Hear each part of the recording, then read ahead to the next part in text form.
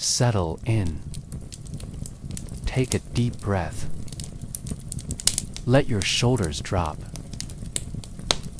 The outside world begin to fade. Tonight, you are not in a warm room with electric light. You are not wrapped in synthetic fabrics or surrounded by central heating. You are stepping into another time tonight. A colder time. A quieter time.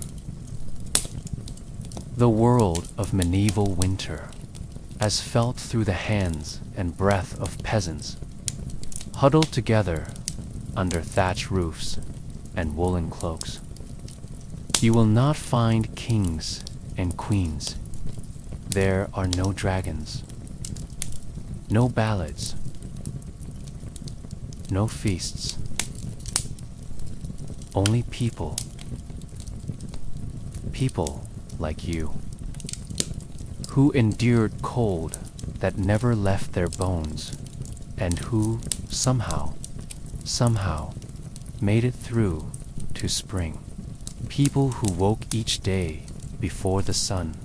Why tell this story as loud,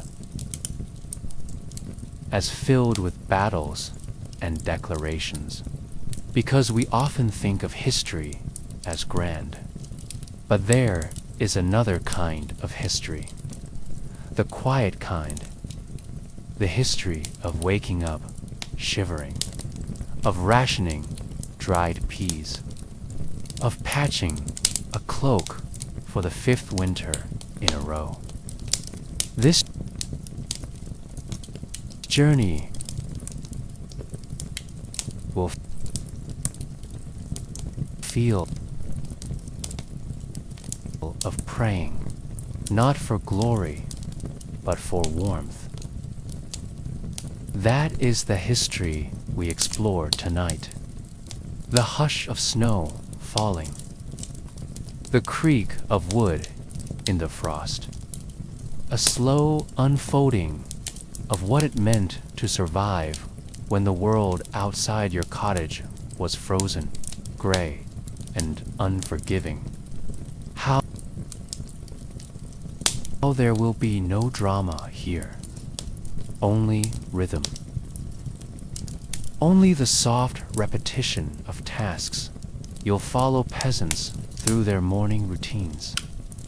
You'll hear of winters that nearly broke communities apart. You'll learn about hidden technologies, clever tricks lost to time, and patient and never hurried. In the final hours, you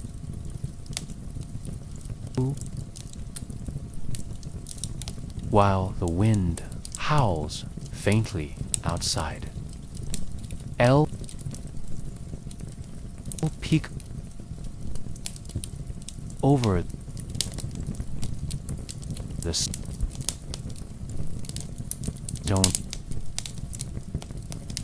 walls into the lives of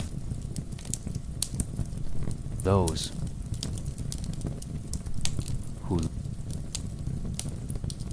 lived in warmth.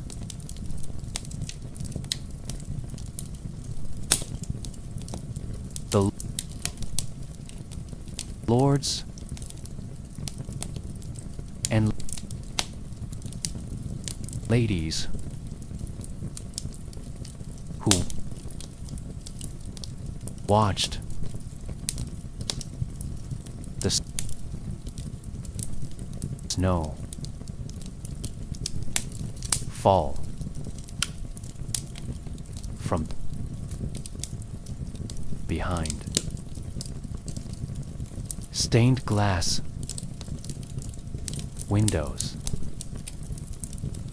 but always gently, always slowly, always as if told beside a quiet fire. So, if your eyes begin to close, let them. If your thoughts drift like fog over frozen fields, let them. This story will wait for you. It moves in winter's pace. Careful, now. Now let's begin.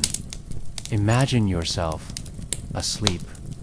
You lie, not on a mattress, not on springs, but on a sack of straw, flattened over the months, coarse and rustling beneath you. It itches. It smells faintly of livestock and old earth.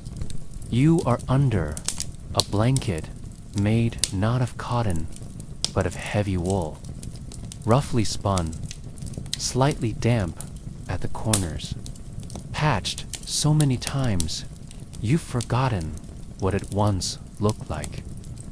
And above you, the air is calm, not the kind of cold that sharpens the senses, but the kind that has seeped into everything, into the walls, into your breath, into the marrow of the sea. There is no fire yet. The embers went out hours ago, and in the dark. Your own breath rises in faint puffs of mist. You hear a sound, not a bell, not a clock, only the stirring of someone nearby, a cough, a rustle, the low creak of timber settling under frost. It is time to rise. The room you wake in this is not a bedroom. Not in the modern sense. The entire household, perhaps 6, 8, maybe more, sleeps in one space. Children, elders, parents, all nestled together or nearby. One bed, perhaps 2, and the rest on mats, on straw, on floorboards, warmed only by shared bodies and memory. Above, the rafters are blackened with years of smoke. You can see through the gaps in the thatch. The roof groans faintly when the wind pushes against it. You wonder if snow has fallen overnight, but you do not check. Not yet. The cold has a rhythm. Your toes ache as you swing your legs over the edge of the bed. There are no slippers, no hearth rug, only the dirt floor, packed, frozen, unforgiving. You wrap your shawl tightly. It smells of lanolin, ash, and the outdoors. The same shawl you wore to bed, you will wear while working, while cooking, while walking. There is no such thing as seasonal wardrobe, only layers and repair and hope. You move quietly, not to preserve silence, but because there's no energy to spare for haste. Each motion in the cold feels deliberate. Each breath is measured. Each joint groans. Yours and the woods. Starting the fire, you reach for the kindling. Dry, hopefully. Yesterday's scraps. A few twigs. Perhaps a bundle of rushes if you've prepared ahead. The flint strikes against steel. Once, twice. A faint spark, a whiff of smoke, then a glow. You blow gently, hands cupped like prayer, until the orange light catches. The fire begins not as warmth, but as promise. Smoke curls upward through the smoke hole in the roof, though much of it settles inside first, stinging your eyes, clinging to your skin, and soaking into the wool of your clothing. The air grows no warmer for many minutes, but at least the shadows move. Feeding the animals comes first, before eating, before dressing fully, before even waking the children. You must check the animals, the goat, the hen, the pig, if you are fortunate. You step outside. The cold hits you like a wall. There is no gentle adjustment, only the sudden bite of wind on your cheeks, the stiff air that makes your nostrils sting, and the heavy stillness of snow clinging to everything. It is silent, utterly silent, not peaceful, just paused. The world waiting for sunlight, for life, for motion. The henhouse creaks as you open it. A cloud of warm, ammonia-heavy air escapes. The birds shuffle. They do not cluck. They do not lay. In the coldest months, they stop entirely. And still, you feed them. Because spring will come, eventually. The pig snorts once from within its shelter. Steam rises from its body in the faintest bloom. You check the straw, add more if you have it. You break the ice on its water trough with a rock. Your hands are red from the chill. Then, quietly, you return inside. The first meal, if you're lucky. The cottage is still dim. The fire has grown, but only slightly. You place a pot, dented, blackened, over the flames. Inside, a thick paste of barley or peas, soaked overnight. Nothing fresh, nothing new.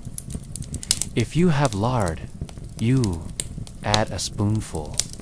If not, you stir anyway. This is not breakfast in the celebratory sense. It is fuel. The children wake slowly. They do not talk much.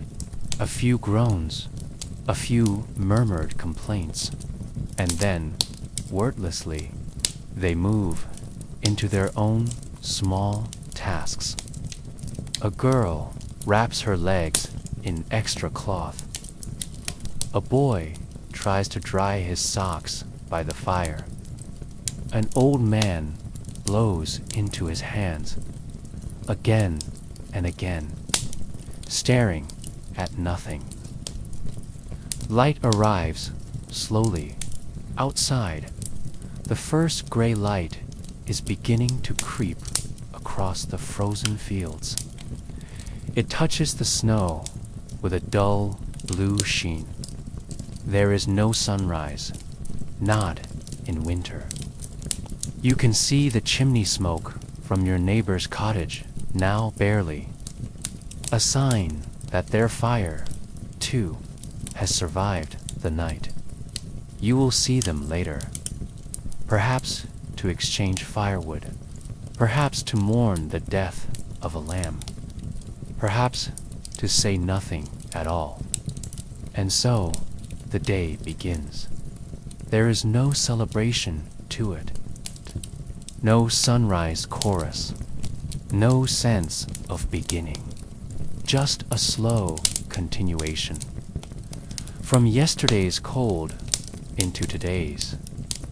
There is wood to chop, a roof to patch, a stream to break for water, clothes to repair, bread to bake, a cough to monitor, all done under breath and wool and cold.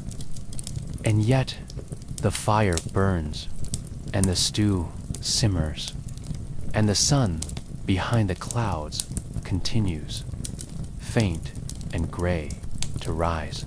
You might think that work, any work, would warm you, that the body in motion would push the cold away, that swinging an axe or walking the path to the stream or hauling a pail would bring sweat to the brow and heat to the chest. But in winter, it doesn't, because the cold is not simply air around you. It's inside your boots, inside your sleeves. It clings to your lungs with every breath you take. And the work does not end, not in the short, dim days, not when your fingers sting, not when your shadow never quite lengthens, because the sun never climbs high enough to cast it properly. The wood that refuses to split you begin with the woodpile. There is never enough firewood. You stacked it carefully, chopped it clean, shielded it from rain.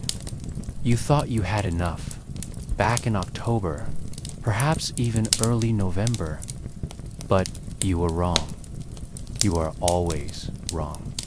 Because winter stretches, it elongates in silence.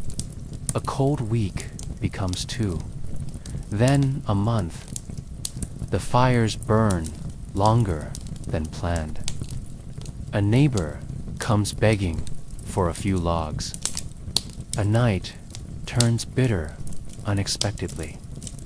And now you're splitting logs that are harder, damper, heavier. You swing your axe. The handle is smooth from years of use, worn down like riverstone.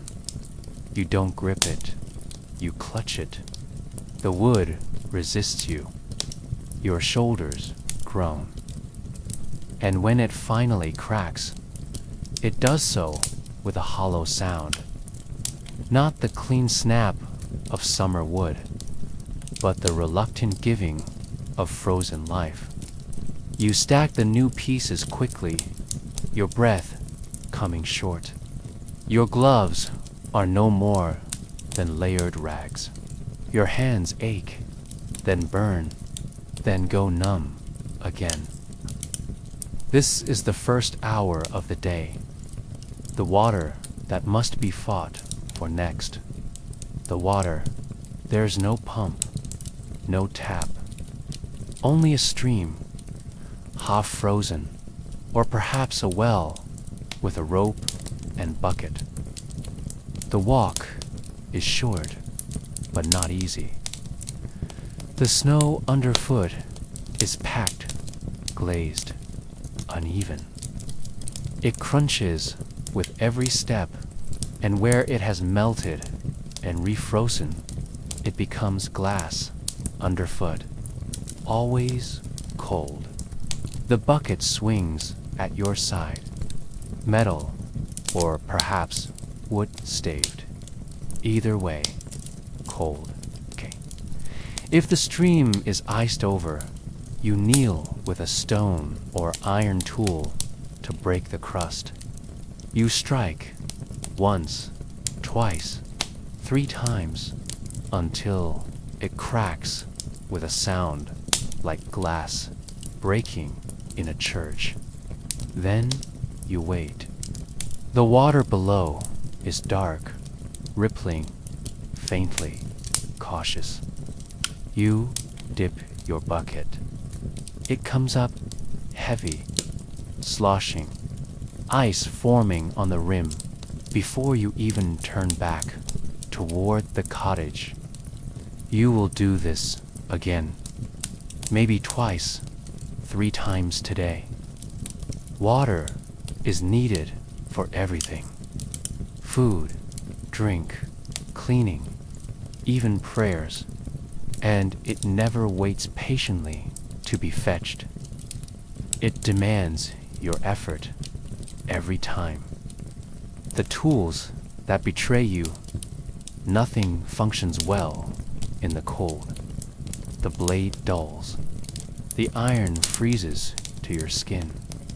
The leather strap becomes rigid. The rope frays and stiffens. Even your boots, stitched last year with care, now crack at the sole. You wrap them in cloth. It holds for a while, but you feel the snow melting in any way. There is no such thing as waterproof, only less wet, and only for a while. You swing the flail to break grain. You chip the ice from the plow. You oil the hinges of the barn, though the oil itself begins to congeal in its pot. Everything is just slightly broken, and you must work with it anyway. Feeding the animals comes first, before eating, before dressing fully, before even waking the children. You must check the animals, the goat, the hen, the pig, if you are fortunate. You step outside. The cold hits you like a wall. There is no gentle adjustment, only the sudden bite of wind on your cheeks, the stiff air that makes your nostrils sting, and the heavy stillness of snow clinging to everything. It is silent, utterly silent, not peaceful, just paused. The world waiting for sunlight, for life, for motion. The henhouse creaks as you open it. A cloud of warm, ammonia-heavy air escapes. The birds shuffle. They do not cluck. They do not lay. In the coldest months, they stop entirely. And still, you feed them. Because spring will come, eventually. The pig snorts once from within its shelter. Steam rises from its body in the faintest bloom. You check the straw, add more if you have it. You break the ice on its water trough with a rock. Your hands are red from the chill. Then, quietly, you return inside. The first meal, if you're lucky. The cottage is still dim. The fire has grown, but only slightly. You place a pot, dented, blackened, over the flames. Inside, a thick paste of barley or peas, soaked overnight. Nothing fresh, nothing new. If you have lard, you add a spoonful. If not, you stir anyway. This is not breakfast in the celebratory sense. It is fuel. The children wake slowly. They do not talk much. A few groans, a few murmured complaints, and then, wordlessly, they move into their own small tasks. A girl wraps her legs in extra cloth. A boy tries to dry his socks by the fire. An old man blows into his hands, again and again, staring at nothing. Light arrives slowly outside. The first gray light is beginning to creep across the frozen fields. It touches the snow, with a dull blue sheen. There is no sunrise, not in winter. You can see the chimney smoke from your neighbor's cottage, now barely. A sign that their fire, too, has survived the night. You will see them later, perhaps to exchange firewood, perhaps to mourn the death of a lamb, perhaps to say nothing at all. And so the day begins. There is no celebration to it, no sunrise chorus, no sense of beginning, just a slow continuation. From yesterday's cold into today's. There is wood to chop, a roof to patch, a stream to break for water, clothes to repair, bread to bake, a cough to monitor, all done under breath and wool and cold. And yet the fire burns, and the stew simmers, and the sun behind the clouds continues, faint and gray, to rise. A historical deep dive into one of the most devastating winters of the medieval world, and how peasants bore its silent cruelty. Close your eyes and imagine the year is 1315. You live in a small English village, or perhaps in a valley in northern France, or a hamlet nestled among the low hills of what would one day be Germany. You don't know the year as 1315. You do not count centuries. You do not call this moment a crisis. You simply call it now, and now is very, very cold. The Great Famine begins. It had started innocently enough, as hardship often does. The summer of 1314 had been strange. Too much rain, fields that didn't dry, grain that grew soft and black before harvest. Still, you had hope. The world had been harsh before. It always was. But then came the autumn, and the rains did not stop. And then the winter, longer, wetter, hungrier. And now, minus 1,315. The worst of it. A hunger you can hear. At first, it is the grain that disappears.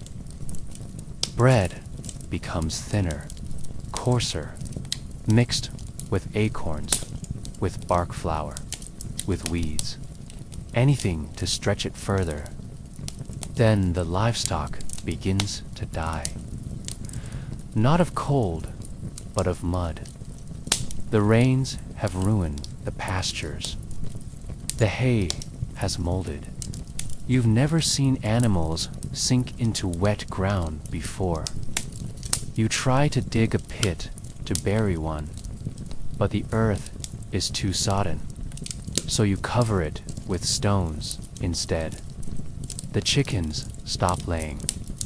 The goats give only a trickle, and the hunger deepens, like not the kind that sharpens the senses, the kind that dulls them.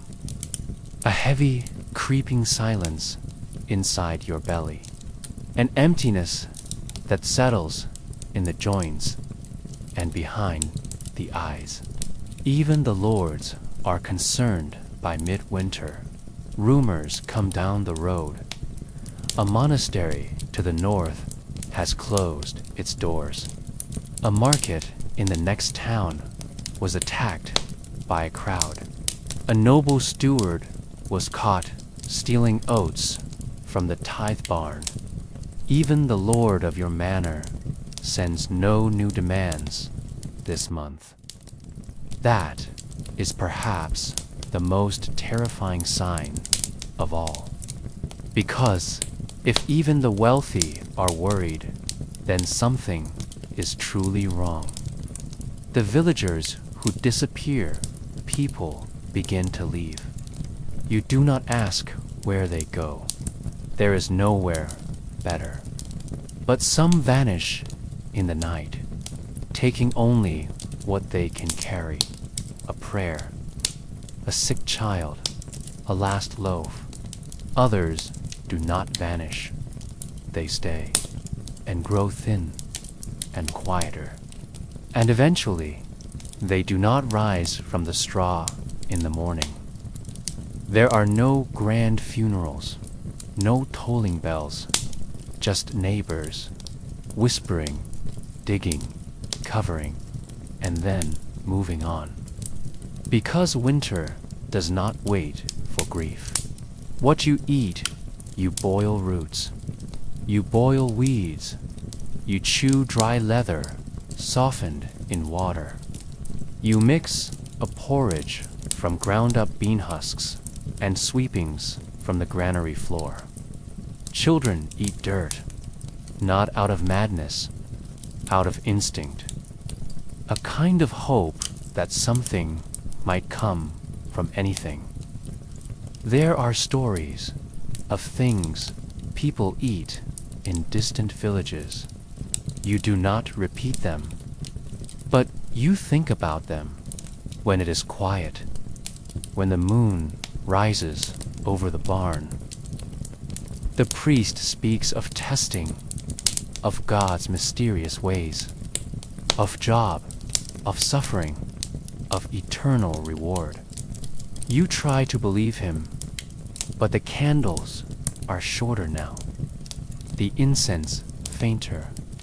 The relic, a bone of some long-dead holy man, is wrapped in a cloth that has begun to rot at the edges, and even the priest looks thin beneath his robes. You cross yourself, and you go home to wait. The weather does not care. There is no hero to stop it, no army to march against the sky, no saint to lift the rain from your fields. The days blur, the world is gray. Your tools are rusting. Your hope is tired. You do not pray for spring. You do not pray for sun. You pray only to see another week. Spring comes late and without joy when the thaw finally begins. It is not a celebration. The mud is thick. The roads are gone. The seed grain was eaten months ago, and the earth is silent. Nothing sprouts. It is not the cold that lingers. It is the emptiness. You bend your back to the field. You break the soil. You try again because you have no other choice. And yet, you live somehow, by borrowed scraps, by shared labor, by one loaf passed between 4 mouths. You survive. You are thinner, quieter, different, but still here. And when the next child is born, you name them something soft, something hopeful, perhaps grace, perhaps hope, perhaps a name of a saint who never came, but who might next time. And the world moves forward again. A soft, detailed look at the social and spiritual structures that supported survival during long winters. Winter in the medieval village was never survived alone. You might wake in silence. You might chop wood with numb fingers, but the rhythm that allowed you to endure The reason you are still here is not your own strength alone. It is the shared rhythm, the bond, the rituals and labor that passed between families, between neighbors, and between generations. This is the quiet heart of the village, not made of stone, but of habit, faith, and fire.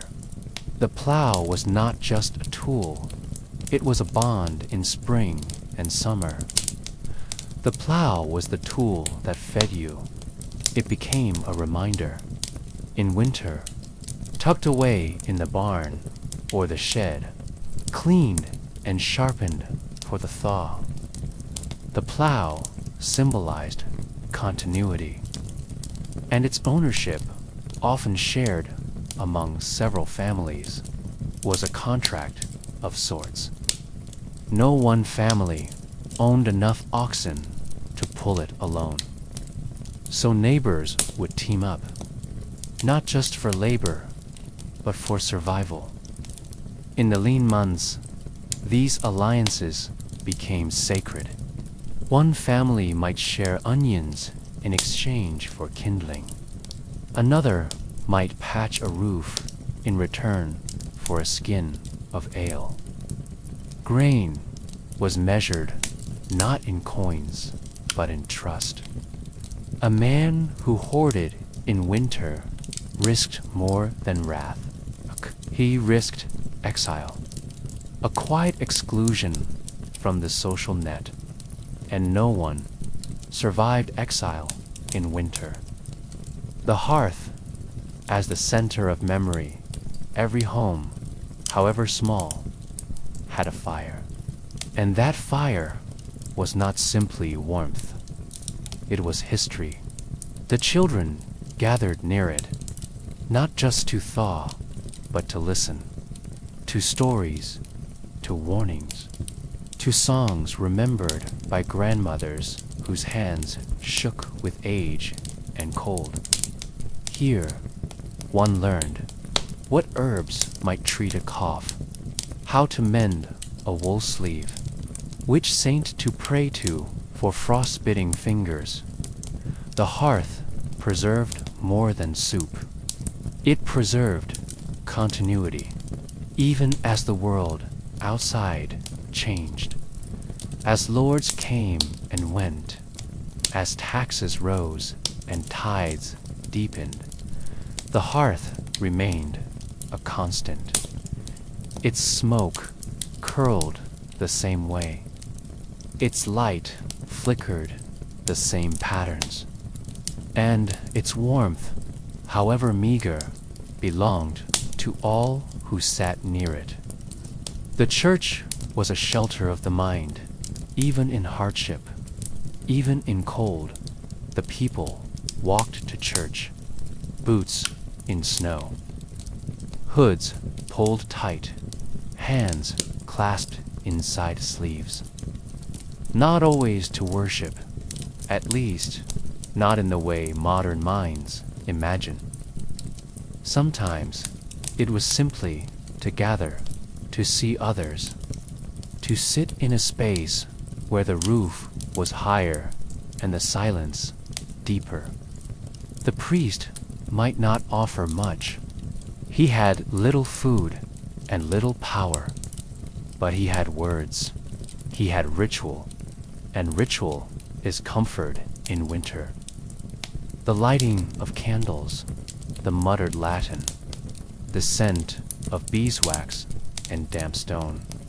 These were constants in a world where breath could freeze in the air. To bow, to kneel, to cross oneself. It was not only faith, it was rhythm. And rhythm is a kind of survival. Shared labor, shared warmth. There were jobs no one could do alone. Digging out a collapsed shed, slaughtering a pig, rethatching a roof after a storm. So the village shared. They showed up not always with smiles, but they came. One might bring a hammer, another hay, another strong arms. There was no schedule, no contracts, just the knowledge that you helped today, and someone would help you when it was your turn. This was not charity. It was currency, paid in time, in warmth, in continuation. Feasts in famine, even in famine, there were feast days. Not with abundance, but with meaning. The midwinter feast around the solstice or the Christmas Mass was often sparse, yet carefully prepared. A bit of honey, if any, could be spared. A rare piece of dried fruit, a flatbread with herbs pressed into its surface. The women sang, the children danced. The men poured a little extra ale, though most was watered down and bitter. It wasn't joy. Not quite. It was affirmation. A reminder that the light would return, that the snow would melt, that hunger was not the only thing waiting in the months ahead. Quiet acts of grace sometimes.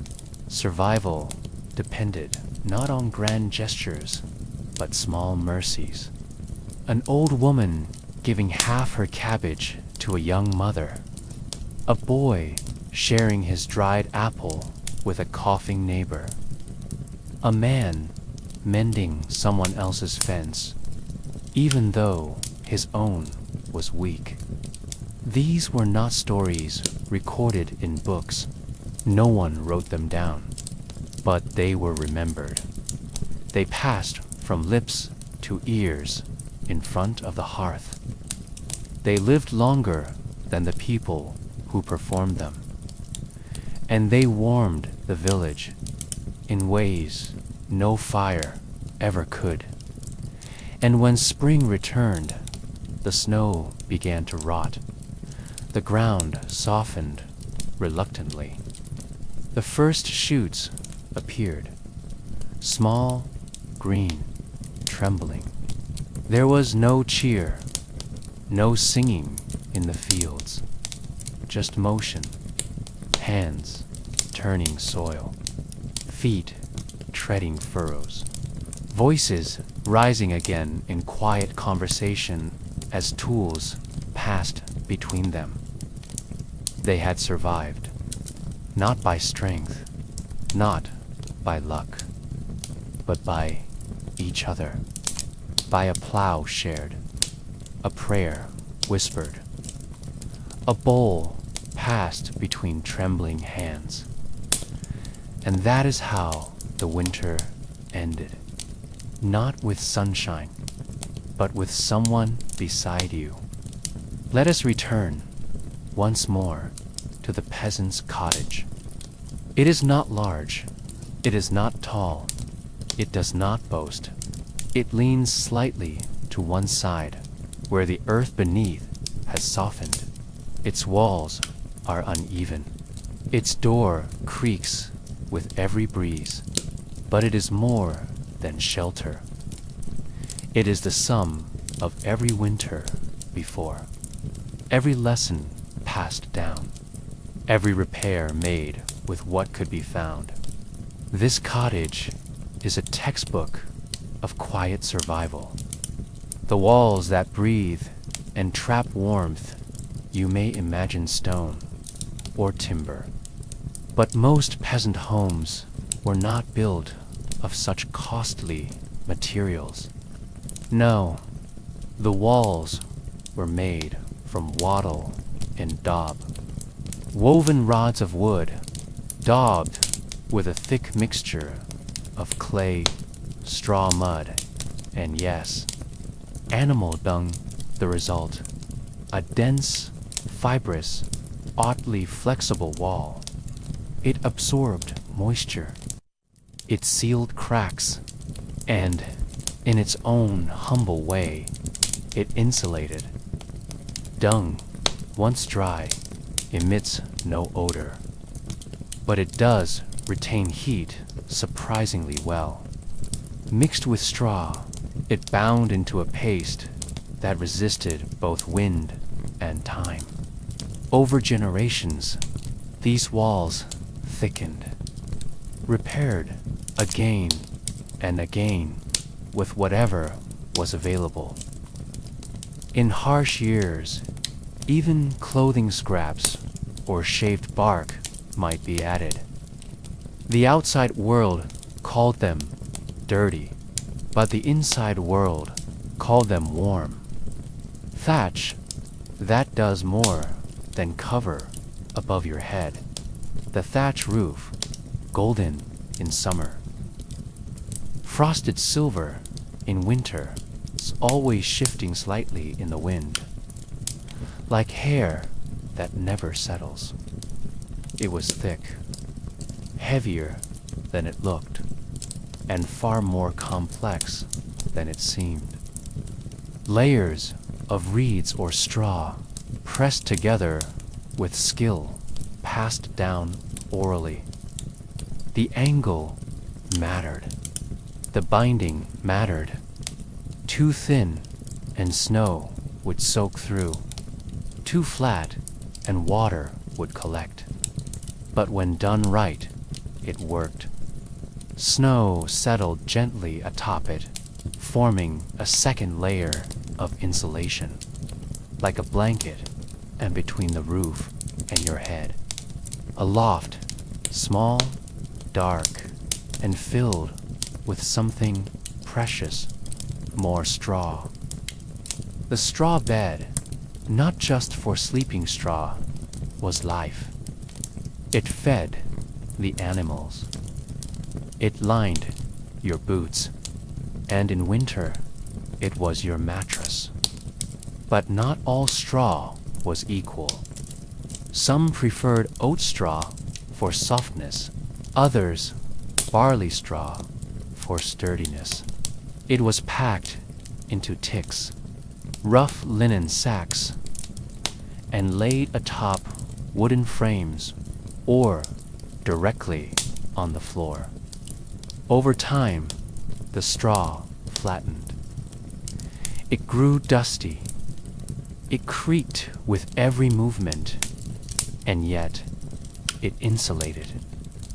Each layer trapped warm air between the body and the earth. Better yet, straw could be replaced easily, refreshed every few weeks or months, depending on your means. Sometimes herbs were mixed in: lavender, wormwood, mint. Not for fragrance alone, but to deter fleas and mice. You did not sleep on luxury. You slept on cunning.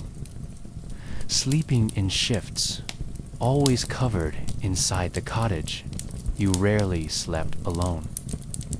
Even if you had your own bed, the cold pressed in from every direction. So the warmth of another body, a child, a sibling, a grandparent, became the best blanket of all. And yet, not everyone could sleep at once. Someone tended the fire. Someone stirred from a cough. Someone rose to check the animals or fetch water. Sleeping in shifts was not just strategy, it was survival. Even the fire, low and flickering, needed feeding. And the embers, nestled deep beneath ash, had to be coaxed carefully through the long, dark night. A family might lie in a line, all facing one way, then turning together, like logs rolled by wind, and over them the blankets. Some were wool, some were made of old cloaks sewn together.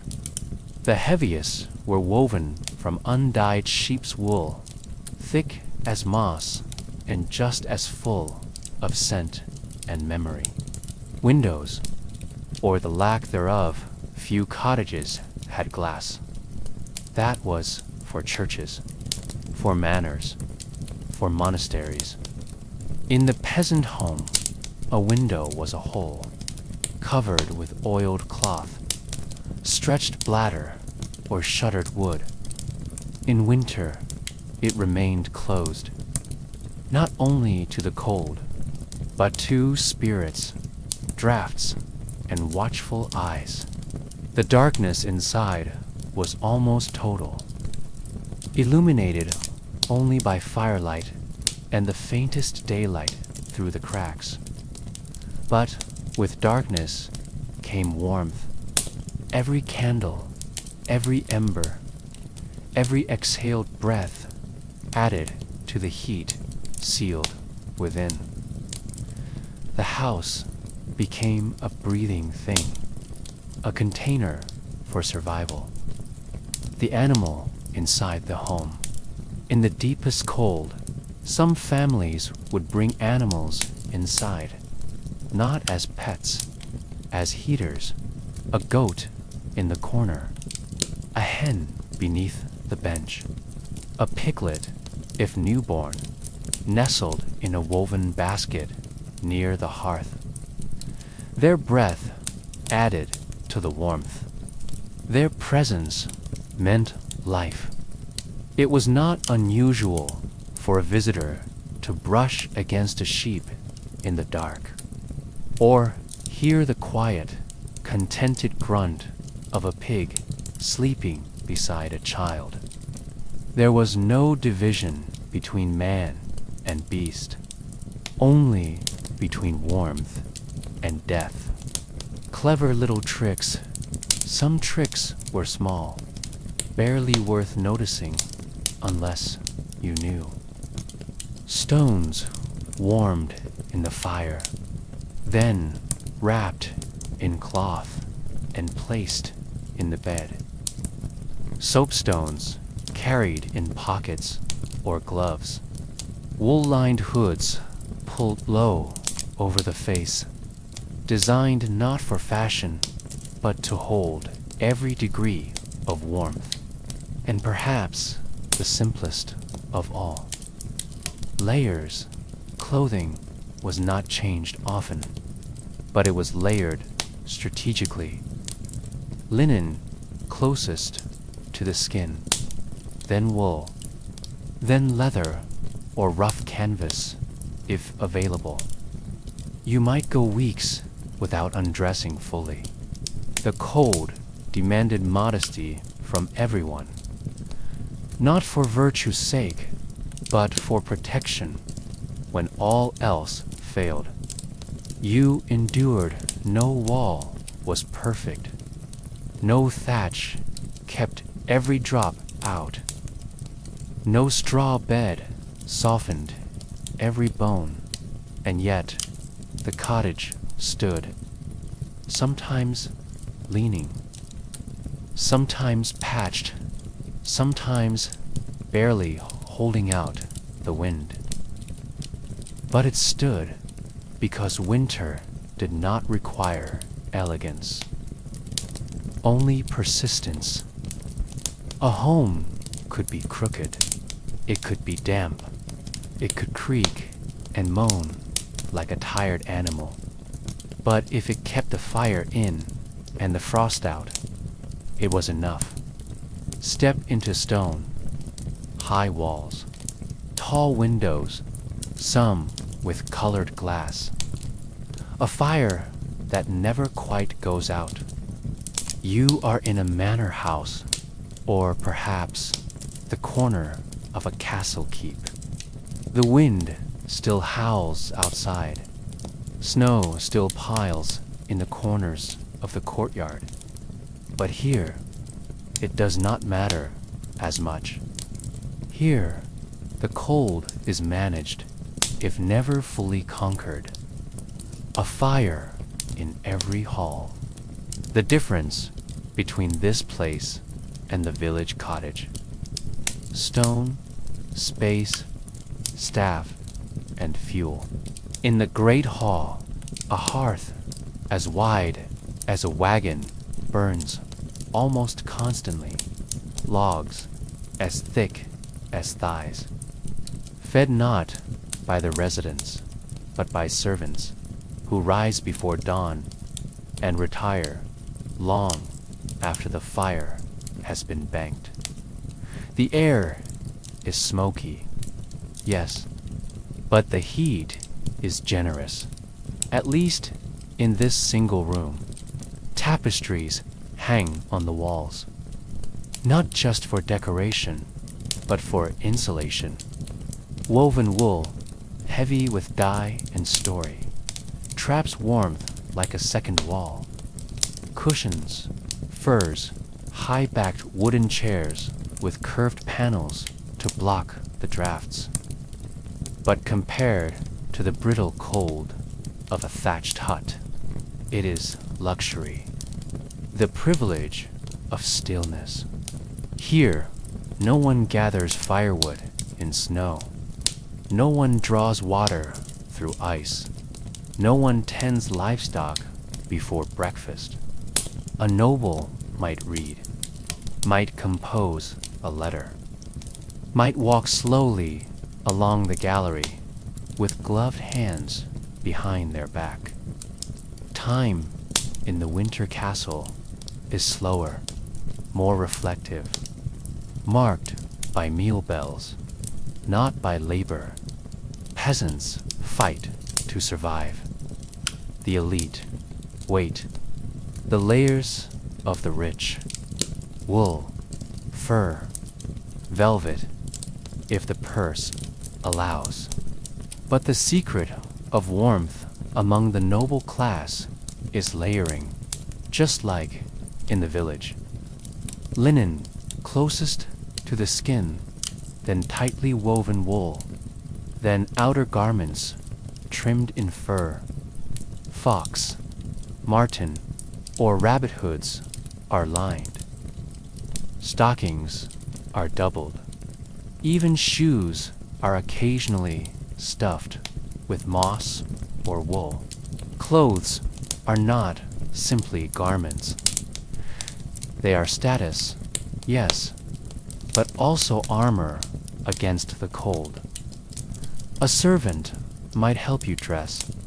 Buttons are few. Laces are many.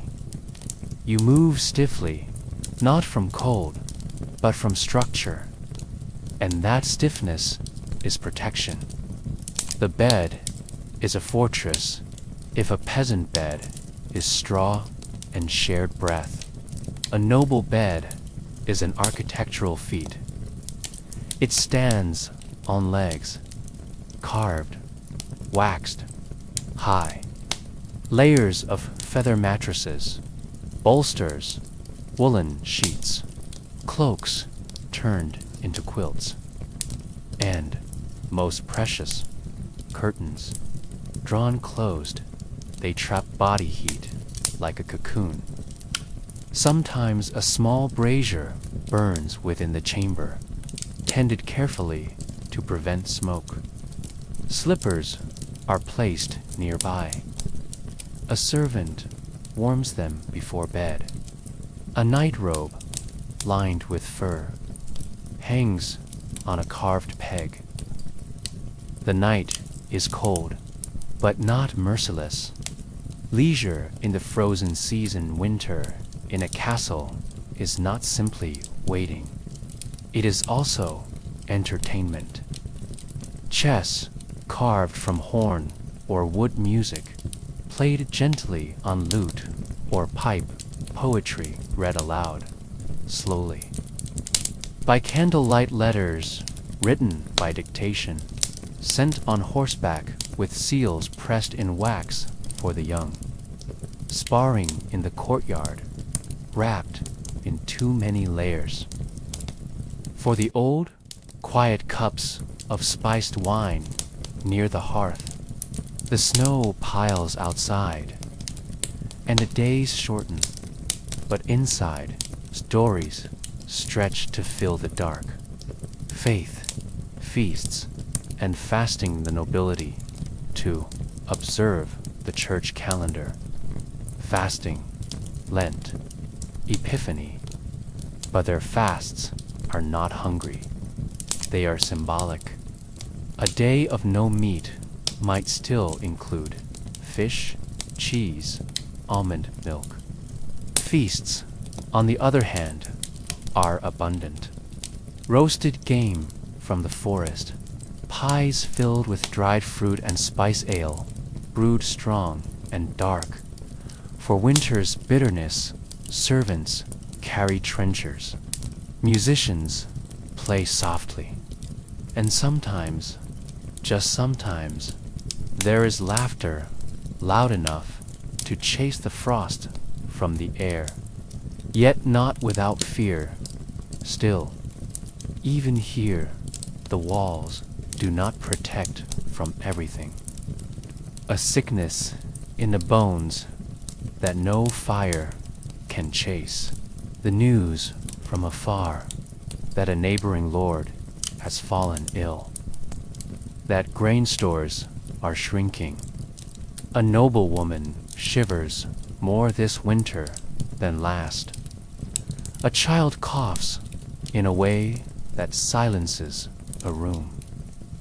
Death does not knock loudly, but it can pass through any stone wall. So incense burns in the chapel. A priest is kept near. A healer is summoned. And prayers, not unlike those in the village, rise into cold rafters and vanish. The gap that cannot be closed.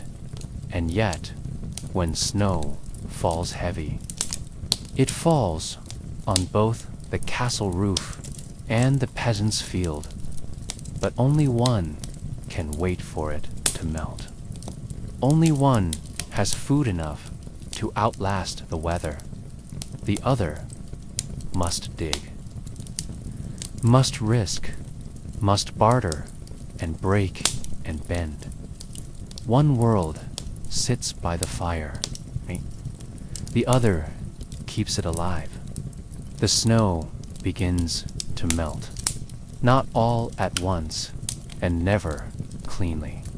It recedes reluctantly, patch by patch, hill by hill, leaving behind mud, broken branches, and silence where once there was snow.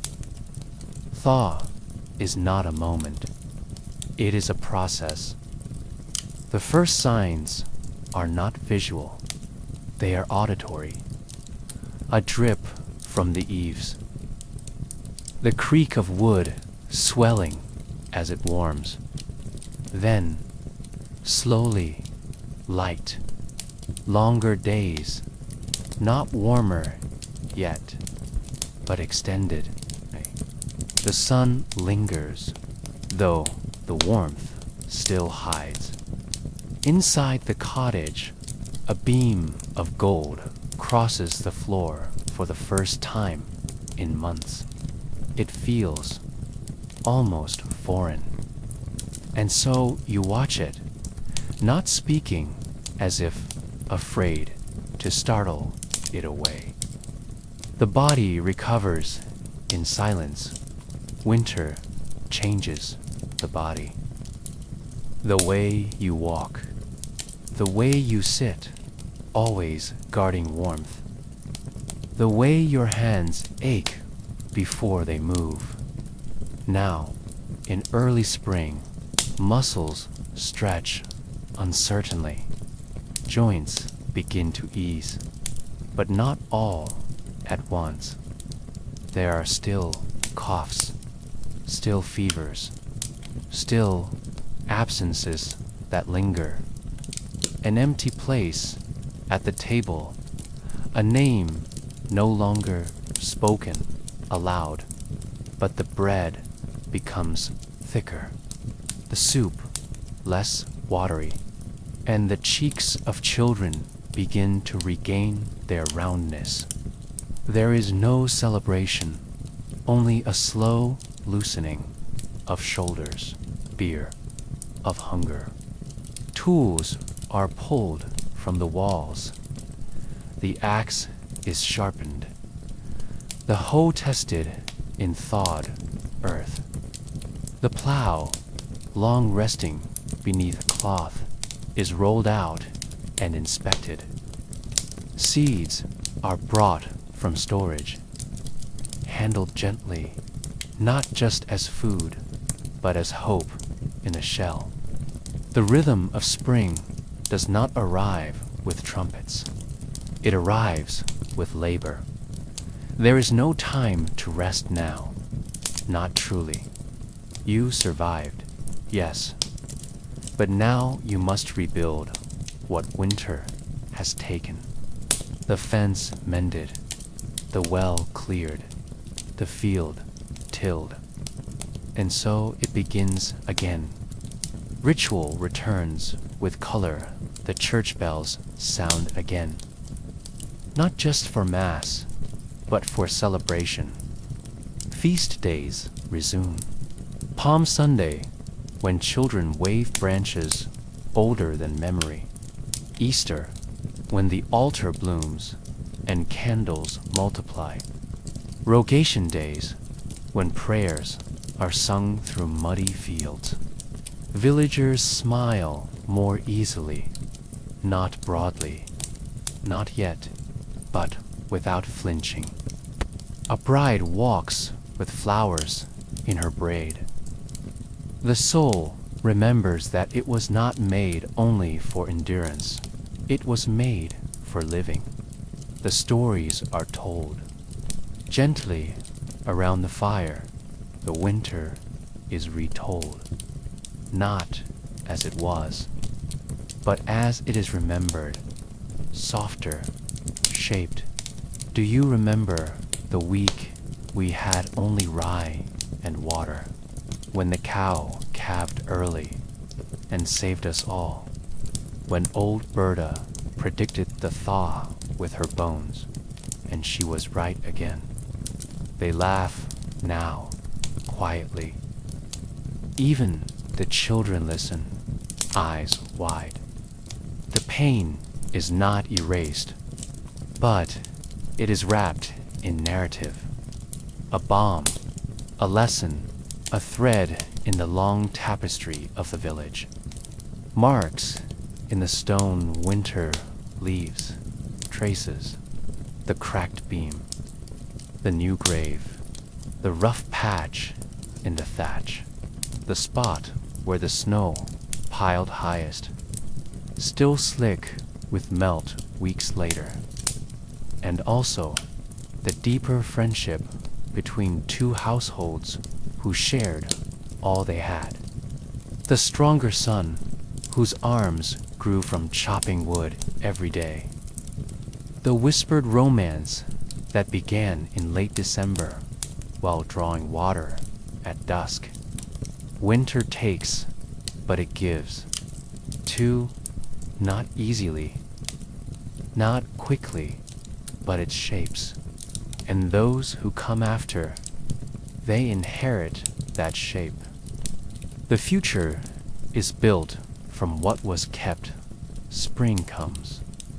So does summer and the harvest, and another autumn, and the stores fill again. But the memory of winter is never far. It lives in the caution with which seeds are measured, in the care taken to cover the well, in the extra blanket laid aside in the loft, just in case, because everyone knows winter will return, and when it does, you must be ready, not just with food, but with resilience, with patience, with memory. You are still here. Perhaps this is the quiet miracle of medieval winter. Not that it ended, but that you are here. That generation after generation survived, with fewer tools than you, with less knowledge, with little power, and still made it through. Through cold, through famine, through silence, they endured, and you, too, endure.